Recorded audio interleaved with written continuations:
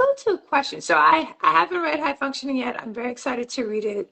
But what I'm excited about is sometimes emotions and psychology is not considered a science, but you did a lot of research on your book. You did groundbreaking research. So tell us about the science behind your research, since we're a science fiction and fantasy crew out here. So we're excited about the science. So I love that you have a science audience because one of the quotes of my lab, my happiness lab in New York City, is understand the science of your happiness because there's only going to be one ISIS ever, right? If you think about it, in the history of the universe, there's only going to be one you, right? In the future of the universe, there's only going to be one you. So like, why are we trying to fit our happiness into models without understanding the science of our own happiness, right?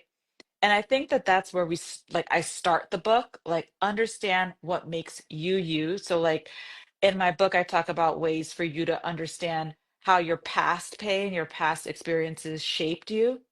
And the reason I wanted to make a book like this is because there aren't many psychiatrists out there, right? So like in some parts of the country, there's like one psychiatrist for every 30,000 people. Oh, wow. And so many of us, yeah, many of us are just kind of like using tools that we see without understanding how those tools should really be applied to our unique science. And so the first part of the book is really helping readers to understand the science of your happiness, right? And what does that mean? Like we're all, yeah, we're all humans, but just because we're all humans doesn't mean that we don't have different experiences that shape who we are today. And like I want people to feel as if when they're going through this book, they're like, oh, I understand why I'm like this. Now that I understand the science of what makes me me, then I can understand the science of how to make a happier me. And and and the Mm. research that I'm doing in my lab looks at things like what is happiness? Because there's a term called anhedonia that people don't even know they're experiencing. I think that the majority of human beings experience anhedonia, which is like a feeling of meh or blah, and they don't know why they feel like that.